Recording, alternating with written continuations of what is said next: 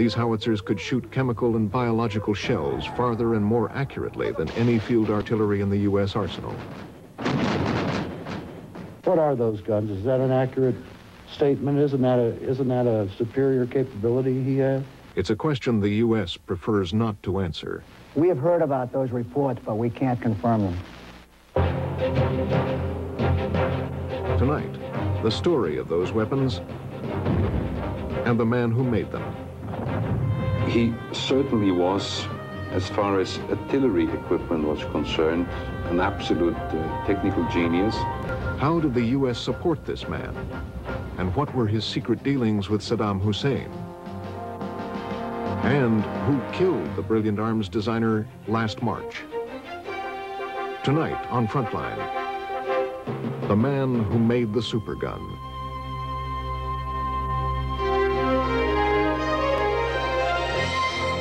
With funding provided by the financial support of viewers like you and by the Corporation for Public Broadcasting. This is Frontline.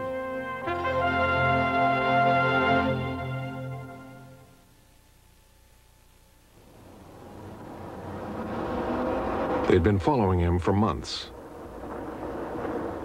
They'd been monitoring his every move.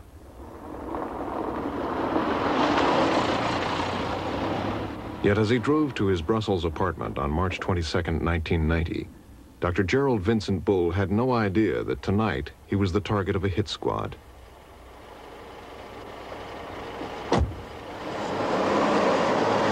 It was definitely a complicated operation by a state intelligence organization and carried out by some 80 people. It was outstretched for almost 2 years.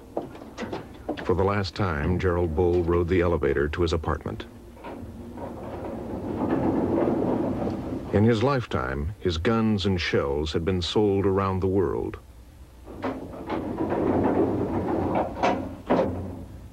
The weapons he'd designed were known for their deadly accuracy.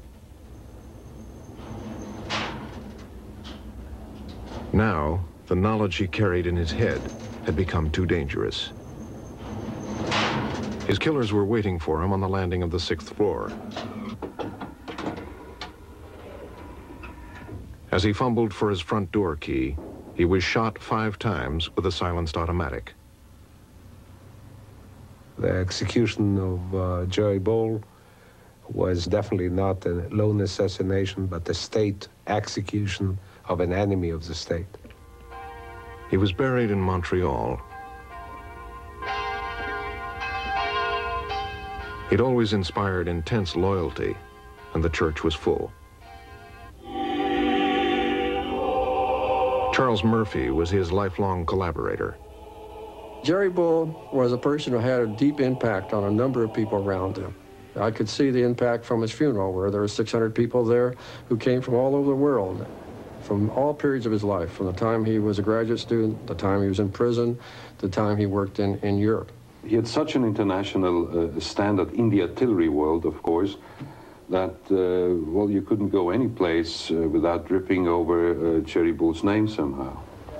Bull's death only added to his legend and to the mystery surrounding his latest and biggest project. Within a week or 2 weeks after the execution of Bull, you have an avalanche. You have companies under investigation. You have the British Customs and MI5 moving very quickly. You have material appearing in the UK. You have the same thing all over Europe. British Customs had seized 8 crates. Inside them were 8 huge steel tubes. The manufacturers claimed they were part of a petrochemical plant ordered by the government of Iraq. But British Customs had been tipped off that they were part of a weapons system, one that had been forged and milled to the exacting specifications of the late Dr. Bull. Put them together, and you have the world's biggest gun barrel, over 3 feet wide and over 100 yards. But artillery experts questioned how a gun made of sections could contain the explosive pressures needed to fire a projectile 1,000 miles or more.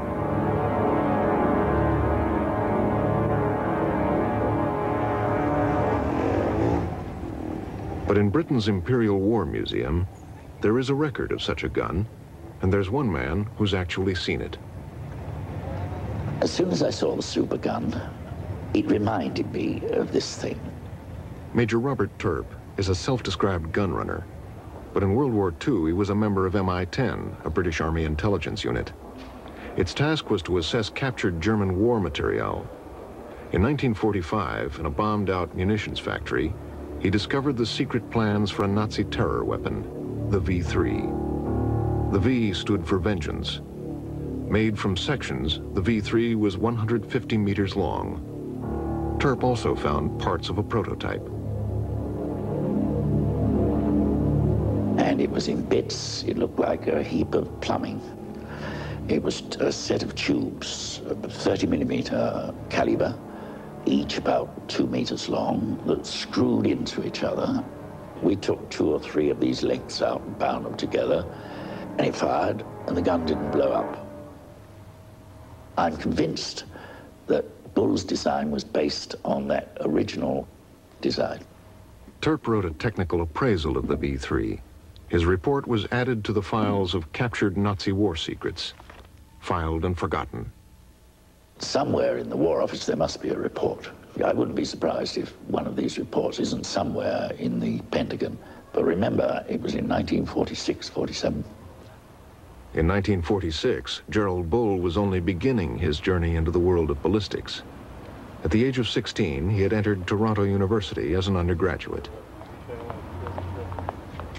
Classmates remember him as high-spirited. He enrolled in the engineering faculty and studied aerodynamics. Did you like Jerry Bull? Oh, yes, of course I like him. Well, Instantly, sort of? Well, I don't know whether instantly, but I basically liked him. He was obviously a bright young man who did well and made sense. Bull did his postgraduate work at the Institute of Aeronautics, where at the age of 22 he became the youngest PhD in Canada. Here he once worked round the clock for 3 days building a wind tunnel able to generate speeds of 3,500 miles an hour.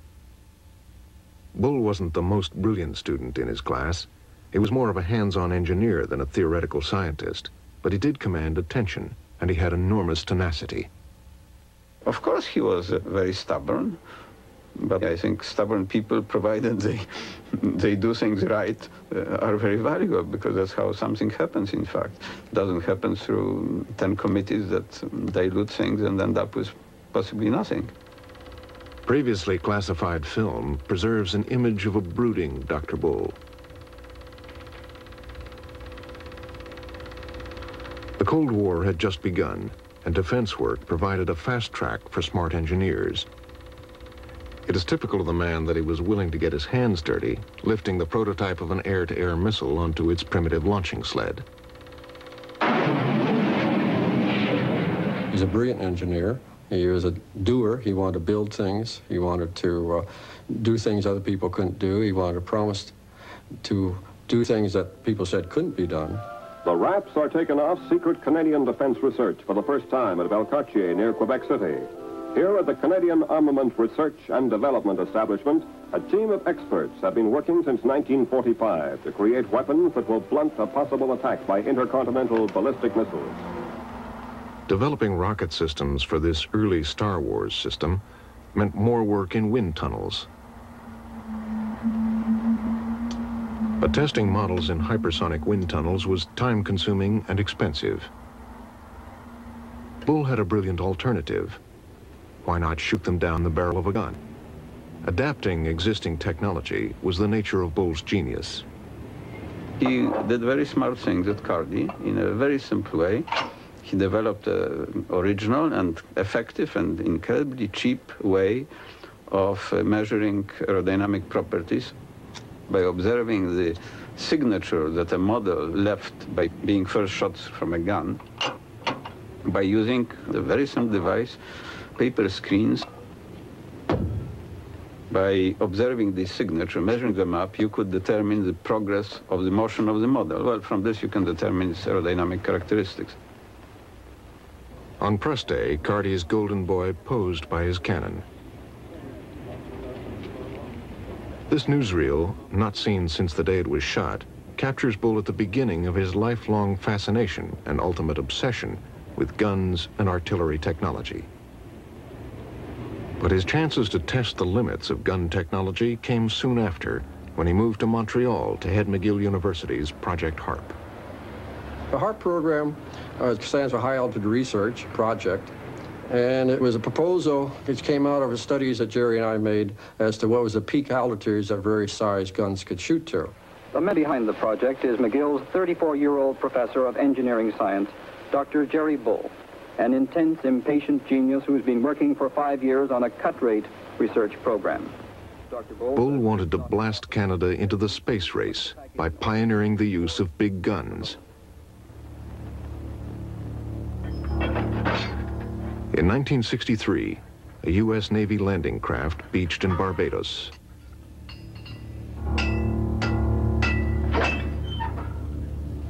The U.S. Army and the Canadian government were funding HARP.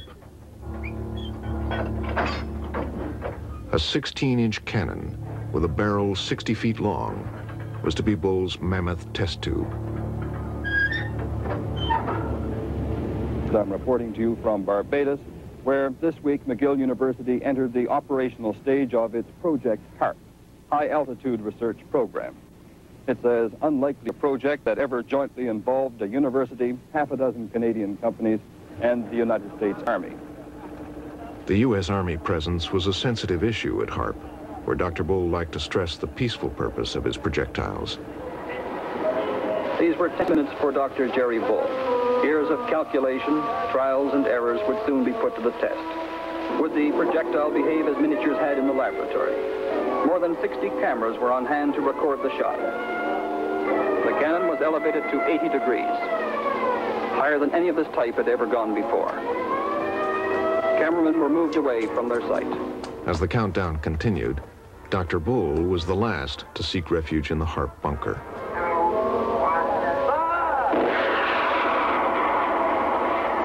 It was hard to avoid questions about the military's interest in the gun. Well, now this gun was commissioned for peaceful research. How do you explain using the data for the military? Well, I think that may be just a matter of semantics, really. It was commissioned for peaceful research, but all of the Army's research is necessarily headed toward the things the Army is interested in. Well, that's rather a tough question. We felt that the Americans would be more interested in the technique because of their very diversified program and their known diversified approach to all problems. We thought they'd be more receptive to coming out with something that was perhaps not as conventional.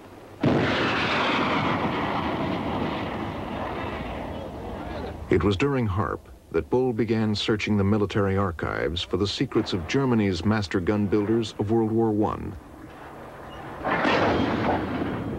They had produced a 420mm howitzer called Big Bertha. They'd also designed giant coastal batteries and a long-barreled gun with a range of 60 miles or more.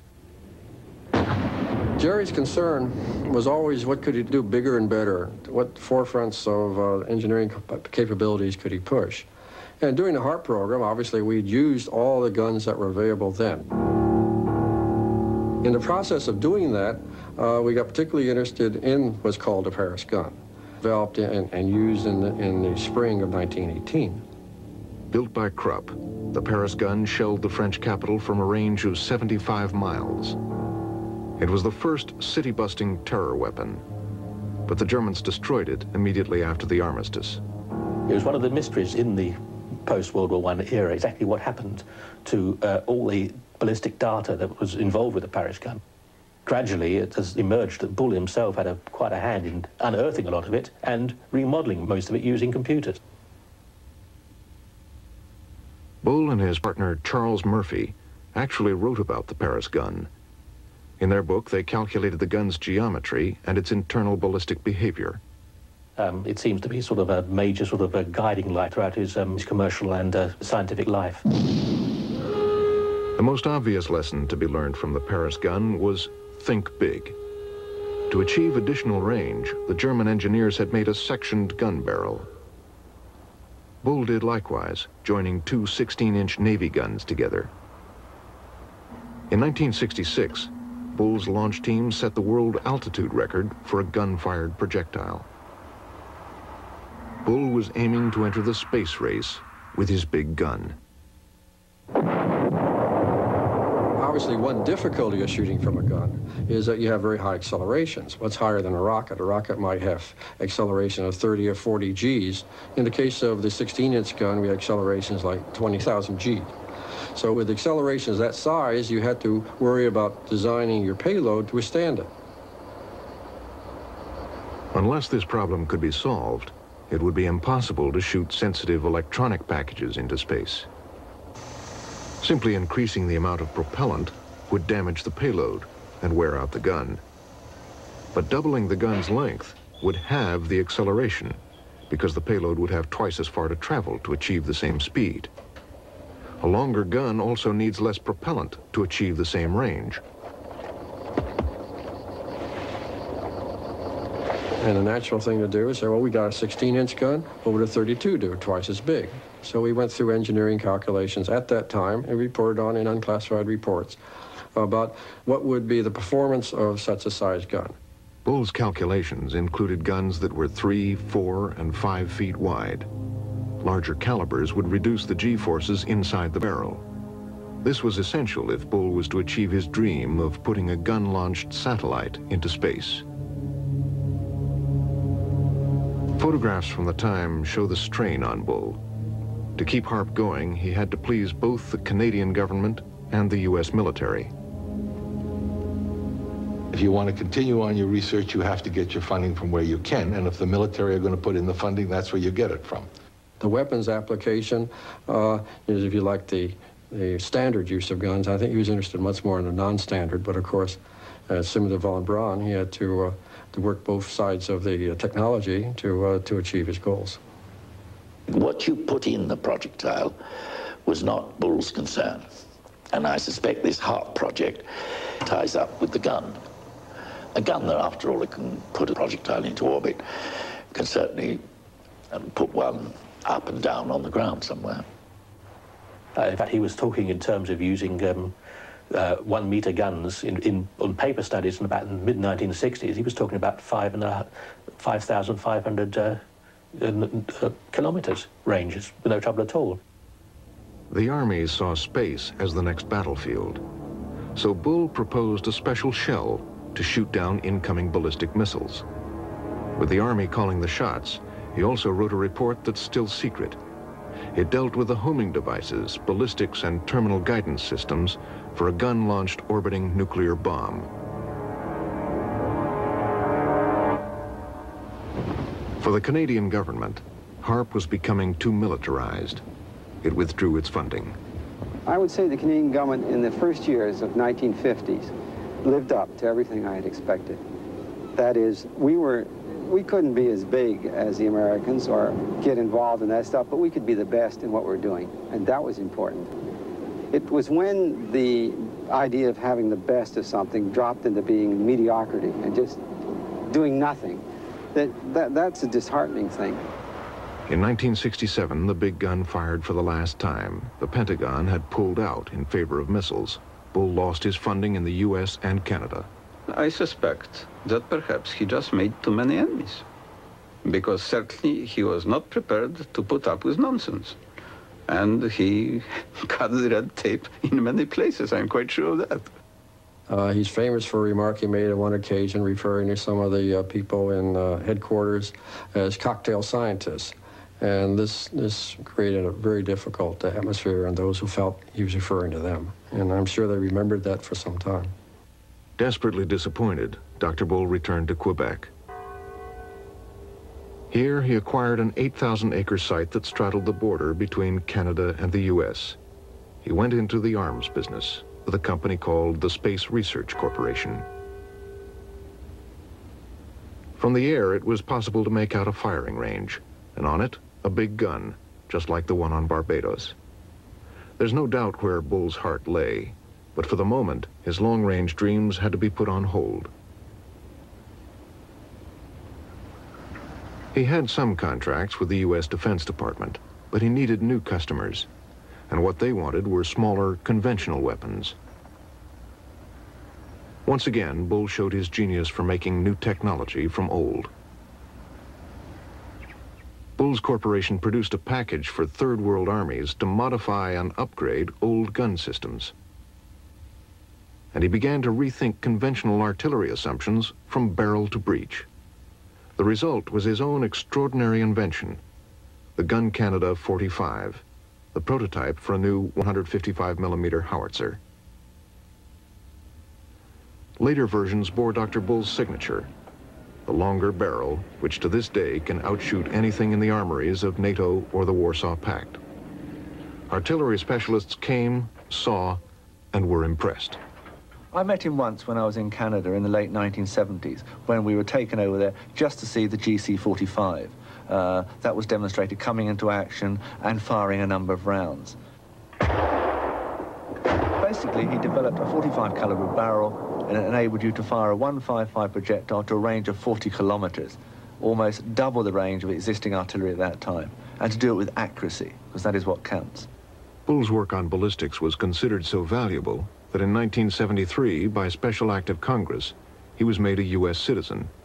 He had developed a brand new shell. Bull's extended range, full-bore 155mm shell had base bleed at the bottom end. This released burning gases and reduced drag, giving it a range of 24 miles, 6 miles more than the standard NATO shell. Tests also showed it had twice the terminal lethality of its NATO counterpart. The shell should have been a winner, but perhaps because Bull was still the outsider and not part of the Pentagon old boy network, the U.S. Army didn't buy it. But Bull had gone into production. He desperately needed a large order. Then he found a customer, but with catastrophic results. His legal troubles began in 1977. This ship, the Tugela-land, was carrying a cargo of space research shells and gun assemblies. It was a voyage which violated a UN arms embargo and broke the laws of Canada and the United States, because the Tugela-land was bound for South Africa. South Africa's army needed Bull's shells for its war against the Marxists in Angola. Washington had tilted toward the South Africans in the war, and supplying Bull's shells to them would serve that policy. The CIA promised to help. For them, it would be a deniable operation. The way it would be handled would be that South Africa would be told where these rounds were available, these 155 rounds, and that they could contact and make the arrangements themselves. The case officer was a Major Clancy. Clancy would definitely have been following orders. He would have been working with Africa Division Chief on this. Major John Clancy III was the CIA paramilitary officer given the job of finding shells for the South Africans. Through a CIA arms dealer, he was put in touch with Bull's space research.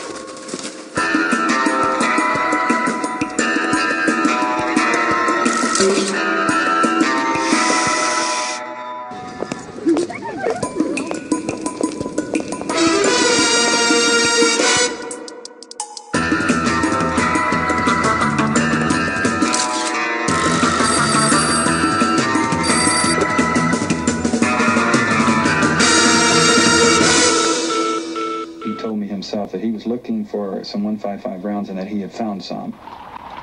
He had found them in Belgium. Here, Bull had opened an office to market his shells. The man who had helped him set it up was an American arms dealer called Jack Frost.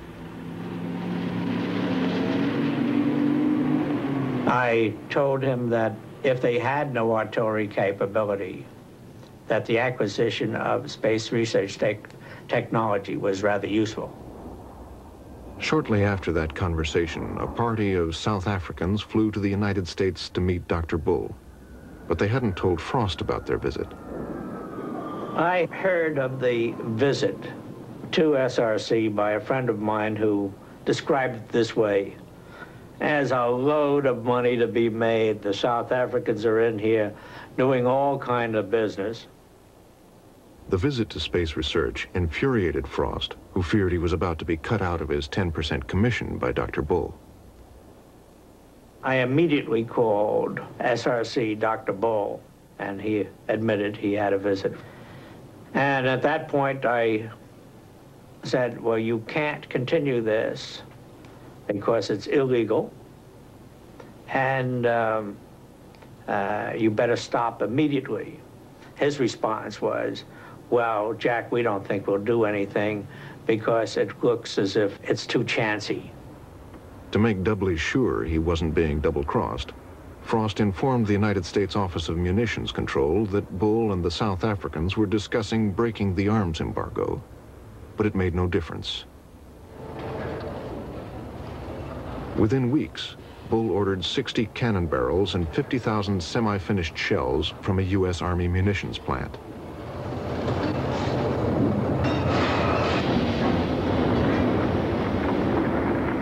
Apparently, someone in Washington was pulling strings and cutting red tape. Approval that could have taken months was granted in just 4 days. 4 days is impressive. They gave it a top priority. They concentrated on it and pushed it through. It wasn't put on a back burner. It wasn't committed out. Altogether, Bull smuggled 50,000 shells worth $30 million. He had done so with the apparent knowledge of the U.S. government. But he was transferring more than shells. He was passing on technology that would in time enable the South Africans to make their own sophisticated artillery. But Bull's activities were now being investigated in 4 countries. He was also beginning to feel the heat from the media. Naively, perhaps, he agreed to be interviewed by a British reporter about some shells that were supposed to have been shipped to Spain. Are you sure they're in Spain? I know that well, yeah, some of our people said they've talked to them and seen them in Spain, and according to what we've been told, they were re-exported out of Spain on a ship called the Breezan, and it gave its destination as Canada. Only guess what? Where did it go? South Africa. To South Africa. Mm-hmm. Well, I haven't got it. We'll certainly check it. Now back home in the U.S., Bull was also being investigated by Special Agent Larry Curtis of the U.S. Customs Service. He was surprised to find evidence leading to the U.S. government. Well, during the course of the investigation, I went to the CIA in Washington. The door was shut on me. I was not allowed to make direct contact. He also found the letter from the arms dealer Jack Frost to the Office of Munitions Control. He had information which he had supplied to the Department of State prior to our investigation. Nothing, to my knowledge, was followed up on of his original information. Is it safe to kiss other women? But the evidence against Bull was mounting. Behind the smiles, his life was falling apart. His companies were going bankrupt. Even though one part of the U.S. government had seemed to encourage his dealings with South Africa, another was now bringing criminal charges against him. We were talking about indicting 15 individuals, I believe 3 countries, and 5 corporations. But then, the weekend before the trial, Bull and his partner, Rogers Gregory, went into a huddle with the U.S. attorneys. A deal was being struck. When I was advised the following Monday that Bull and Gregory were the only ones being indicted, I was totally surprised, very disappointed, and bewildered as to the results. The next day, Bull pled guilty. The effect was that evidence of government cover-up and CIA collusion in Bull's South Africa deal was never heard in open court. I was told that the reason we never went any further was because there had been a phone call from the White House. I took that to mean there had been a phone call from the White House to Main Justice stating, don't go any further with the investigation. Whatever happened behind the scenes, Bull was left to fend for himself. At the time he did plead, he did not think that he would would go to jail. He thought it would be a fine. He was very upset by his jail term, and it colored his life emotionally. He felt rejected by Canada and by the U.S. during that period of his life. To the end of his days, Bull was obsessed with what he saw as the injustice of his 4-month jail term. I would say he was not a happy camper. He was very embittered against the United States government and the government of Canada. He made statements to different newspapers that he would never set foot in North America again. After his release, Bull took a Caribbean vacation. He rested up, took stock, and gave vent to his feelings to Canadian television.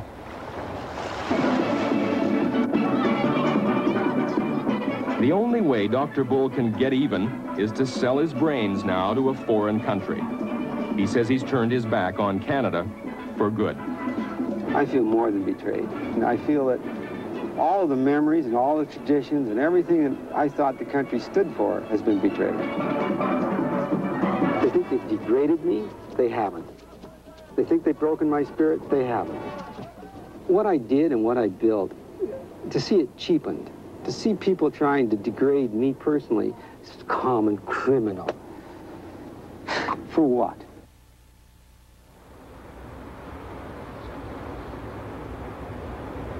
Bull moved to Brussels, to the international center of the arms business.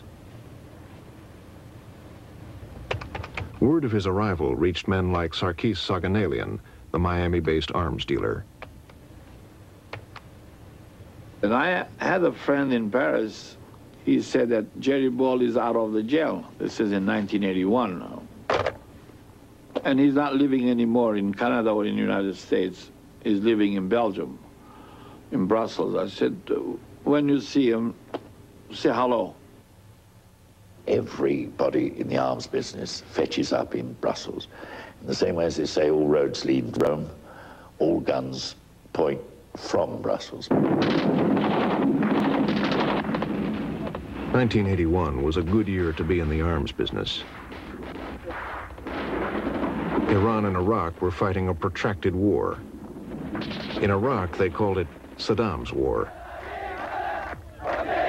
Despite the bravado, Saddam's war was not going well. Saddam needed better artillery than his outdated 130mm Soviet guns. Remembering Bull's ability to upgrade old guns, Sarkis Saganalian spotted a business opportunity. I brought this to Jerry's attention, and he said, yes, let's see what we can do.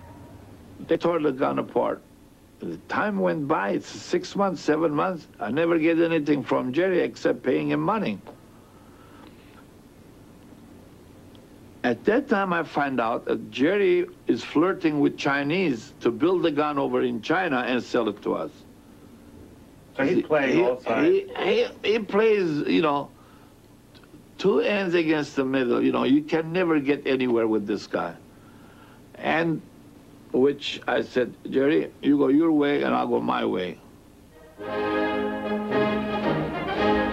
Despite U.S. restrictions on the transfer of military know-how to China, Bull, still an American citizen, had been dealing with Beijing for years.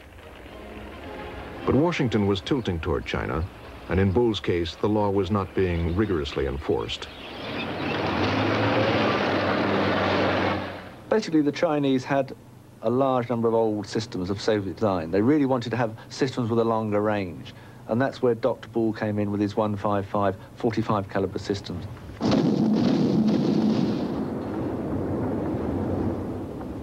It was the South Africa story all over again.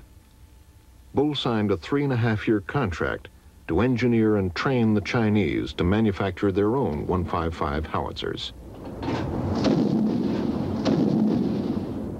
He did so without a license from the U.S. government to transfer technology.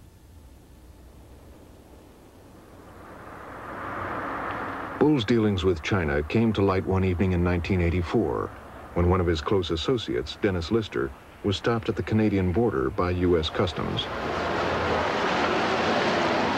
Hi. Where do you live, please? Canadian law? Late in the evening of March 23rd, I was notified that Lister was at the port of North Shore, Vermont.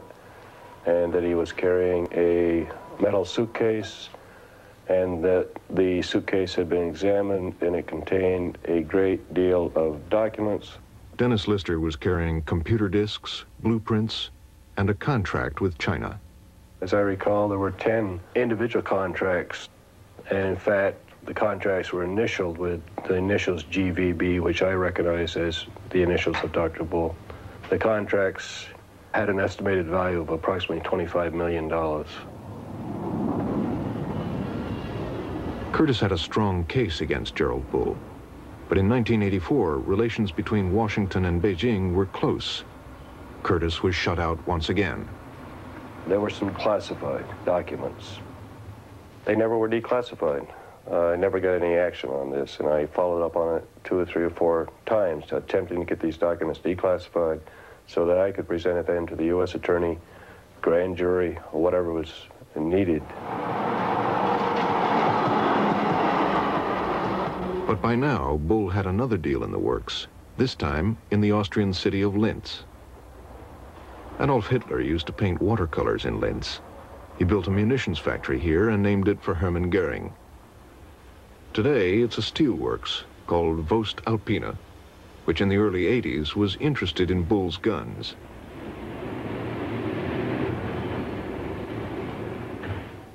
Dr. Gerald Bull, he was a very outspoken man. He was an interesting character. He emptied a bottle of whiskey so fast you couldn't compete with him. On the other hand, he certainly was, as far as artillery equipment was concerned, an absolute technical genius. Voest-Alpine bought a license to manufacture Bull's GC-45 cannon. It may have been the best gun in the world, but it was expensive to develop and build. They lost millions. Jerry Bull apparently didn't treat them right when he was selling the technology. Jerry never gives you something complete, you know. If he gives you a cup, either the handle is missing or the edge is not straight round. That's what Jerry was.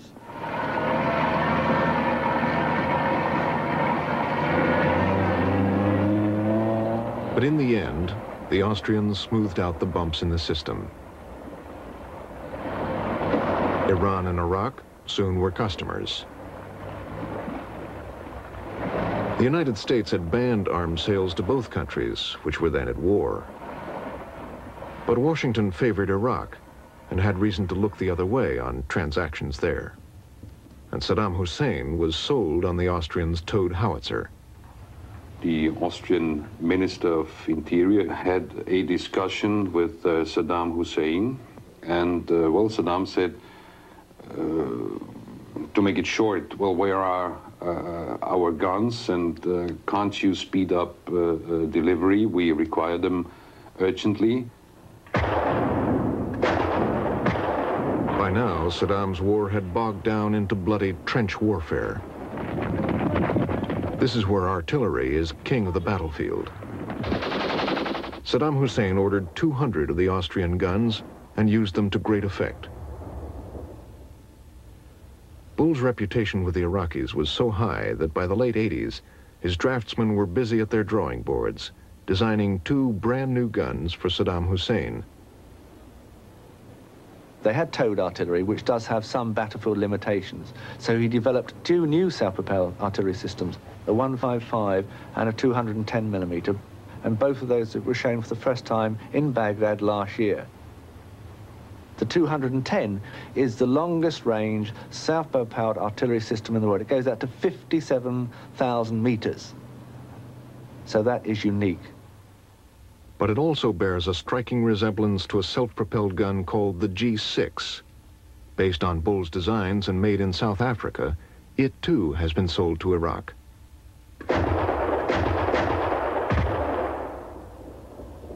The South Africans have also sold 200 of these to Iraq. It's the G5, a direct copy of Bull's own GC-45.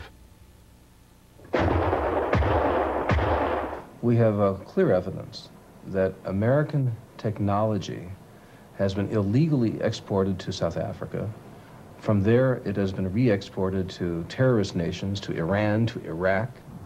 Congressman Howard Wolpe's House Foreign Affairs Subcommittee investigated Gerald Bull's dealings with South Africa and the U.S. government's involvement. The bottom line here is that because we have been so lax in our enforcement of American laws, we are now finding American-made technology in the hands of the Iraqi forces that are pointing their cameras.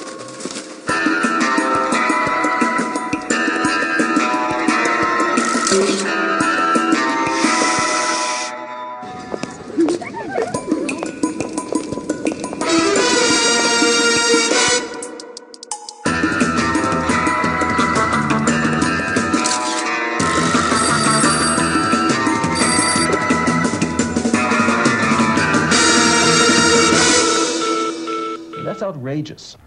Bull's guns can fire high explosive, chemical, biological, and possibly nuclear shells. They fire farther and are more accurate than Allied guns. Saddam Hussein has bought 200 from Austria and 200 from South Africa.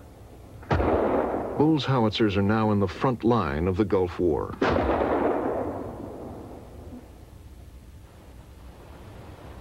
But to Gerald Bull, this was simply a means to an end.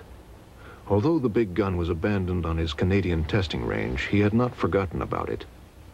To revive the project was his pet ambition. All he lacked was the money. And when he drank, he talked of superguns. The more whiskey he drank, the more he started talking about the idea of producing a supergun. You see, the more whiskey he and my colleagues drank, the farther the gun shooted. But in the end, it was about 1,000 kilometers. But they also said technically speaking and theoretically speaking, you could even produce a gun which shoots 2,000 or 3,000 or whatever kilometers.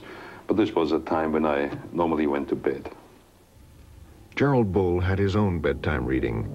He was going back to World War II, back to the V3 terror weapon, and everything he could find out about it. In the process, he unearthed Major Terp's long-lost report. Quite by accident, I found him staying in the same hotel that I always used when I went to Brussels. And naturally, we used to meet occasionally in the evenings, coming down the lift, and we'd sit and talk and scribble on bits of paper. And we would discuss various features of guns, long-range guns, because I knew by that time that Bull was only interested in long-range guns. He said, of course, you knew the German gun. Well, I did know the German gun. Not all that well, but I know it. I think I'm probably the only one that ever fired the thing. Early in 1944, the Germans built the full-size version of Terp's gun at Pas-de-Calais, 95 miles from London. Thinking it was something else, the RAF fortuitously bombed it. When Allied troops finally overran the site, they found the gun in ruins. To be on the safe side, British troops blew it up again, but not before a war artist had produced this impression. It showed that the Germans had sectioned the gun barrel to control the internal pressure. In an ordinary gun, what in fact you're doing, you're hitting the projectile with a hammer, a very heavy hammer, to send it out. Rather like you hit a golf ball with one bang. Under this system, you would rather push it at a gathering momentum. Let's say your pressure will be kept up behind the shell for its full length of barrel travel. Bull's fascination with superguns would finally bring him back to the United States. In 1985, the Defense Department wanted to hear his ideas about a big gun. Gerald Bull was an essential ingredient to any program such as this. And in my opinion, if an activity like this were going on, wild horses would not keep Gerald Bull from being in the middle of it. This was his pride and joy. Jerry Bull came to Washington armed with volumes of data about the application of his gun. Fred Quell, who was there, still has the visual aids with which Bull illustrated his talk. What he did was to first summarize the whole history of gun development, including the Paris gun, the Big Berthas, the Doras, and so on that the Germans built. And then he went in detail through the HARP program. During the HARP project, Bull had always stressed the peaceful nature of his research, but what he was now proposing was an intercontinental cannon. The applications he was illustrating were strictly military. Jerry outlined how you get ranges that could go all the way out to 6,000 miles. And then Bull unveiled his masterwork, the plans for a supergun that he'd been refining for 20 years, sectioned like the Paris gun and with the low internal pressure of the V3, a gun which he described as industrially feasible and costing a mere $10 million. But once again, his hopes were dashed. The Pentagon passed on the project. Let's put it this way. If one's ideas and capabilities are not appreciated at one location, it is only natural to see if you can find another customer. And as near as we can ascertain, Jerry did find a ready and willing customer in Saddam Hussein in Iraq. The best evidence suggests that Bull was in Baghdad in 1988, and that was the year Saddam Hussein gave the go-ahead for the supergun project. A cheap, simple strategic weapon, its attractions for Saddam Hussein were obvious to Israeli military men. They don't have their superiority. They don't have the know-how in final guidance. And therefore, the last solution that they can have, it's the supergun. Take in the case of Iraq, you only need two guns, possibly one facing east, one facing west, and you can command most of the Middle East.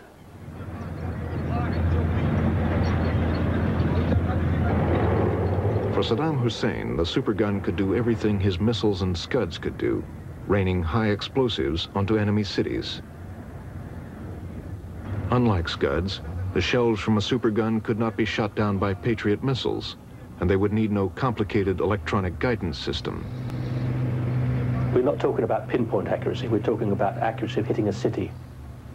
In Tel Aviv, to take the prime target, everything is compressed into a relatively small area, and it's a relatively small target, and it could be neutralized relatively quickly. It would be literally the famous bullet that fires in the air. In this case, it wouldn't be where it lands. I know not where. You would know exactly where it was going to land. Building a supergun was a cloak and dagger operation. To conceal his true purpose, Bull subcontracted different sections of the supergun to different factories. Word got around that he was looking for people with the right skills. He asked me to find two highly qualified workshop engineers, that's to say men that were used to producing heavy, large caliber barrels. I believe he was offering these men something like $30,000 or $40,000 a month. The huge tubes that made up the barrel were engineered in England.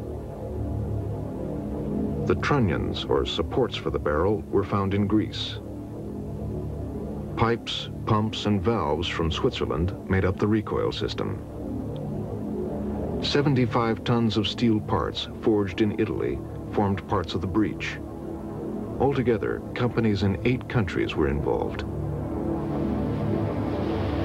Now, Dr. Bull spoke to me about powder, and he was obviously very interested in the types of powder used. In a gun like this, you will want a comparatively slow-burning powder. Bull's powder was made at a factory in North Belgium. The workers were paid extra money, and the work was done in great secrecy. But then the factory's parent company went broke and was taken over by a British company headed by Dr. John Pike. When Pike entered the headquarters of his new acquisition, he found a highly suspicious contract in the company's files. It was the contract for the supply of 2 types of a particular gun propellant.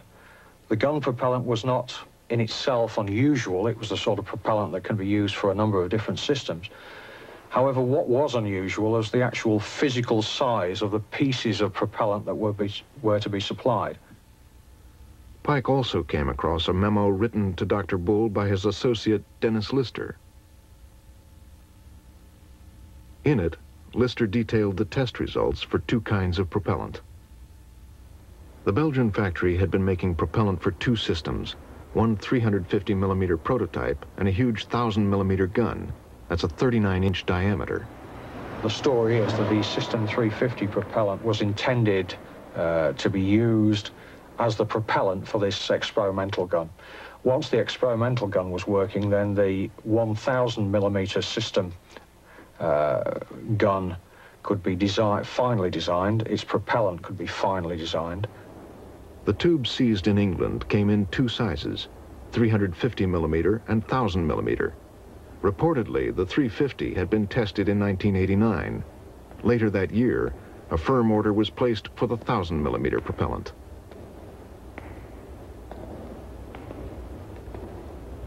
By the end of 1989, the plot to build the supergun had been penetrated, and now Dr. Bull himself had become a target of Israeli intelligence. Carrying all his knowledge with him and not cooperating with too many people definitely was a key strategic point that if you take him out, you are losing control of the entire system. In a sense, he had no governmental protectors. His government, his birth had rejected him, and the government whose passport he carried had imprisoned him. He was, in a sense, vulnerable from a standpoint of being a person who would not have a lot of people concerned if he was killed.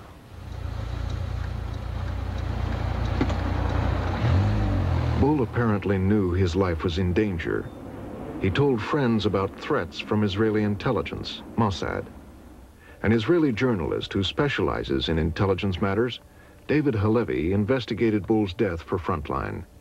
His account is based on briefings from a senior officer in Israel's Ministry of Defense, a top Mossad official, and conversations with two field agents. Another warning was offered to Bull. The guy saying, "Sir, if you carry on, we will have to take harsh action against you, against your companies, and against the people involved with you." I basically walked away from the meeting. I mean, he said, "I don't want to listen, I heard enough." With Bull, it was a lost case. His fate was sealed. Two teams of assassins arrived in Brussels. One team waited at his apartment building, while another was outside the office as Bull was picked up to be driven home. Only days before, his prototype gun had been tested in Iraq. It seemed Bull's lifelong ambition to build a supergun was about to be fulfilled. And the moment he leaves the office, they click on the closed-circuit network indicating that he left the office, that they are following him. Bull was apparently oblivious to the danger he was in. The moment he entered the apartment building, 2 clicks. And while he is going up to the 6th floor, the team that was in the apartment building, waiting in ambush, is rushing to the 6th floor through the emergency staircase, not using the elevator. Jerry Bull and the team appear together at the entrance to his apartment. One guy opens fire, 5 shots. You don't hear any noise. The only thing you will hear is a whoop, whoop kind of noise. And they're gone. According to Halevi's sources, the hit team was driven to the train station in Brussels and took the first train out of town to Germany. It had taken 5 bullets to end the plot to build the supergun. But Bull's legacy remains in the Gulf. At least 500 of his advanced 155mm howitzers, the best ever built, stand ready to be used by Saddam Hussein against Allied troops. And the supergun, will its design like the great guns of World Wars I and II, be rediscovered to be built by another Gerald Bull.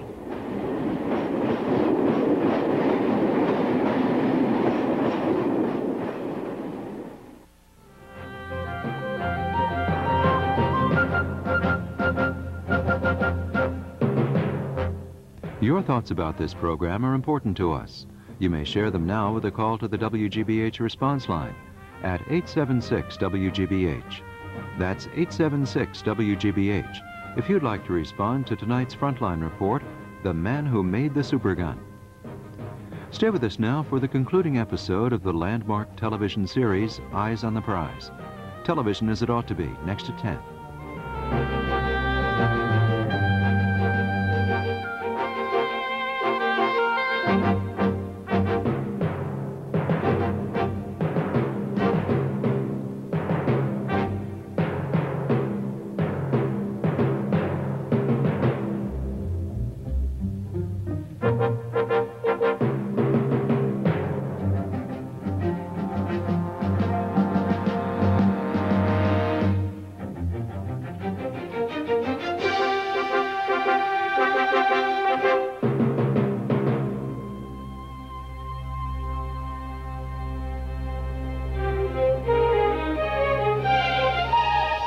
Funding for Frontline is provided by the financial support of viewers like you and by the Corporation for Public Broadcasting. Frontline is produced for the Documentary Consortium by WGBH Boston, which is solely responsible for its content.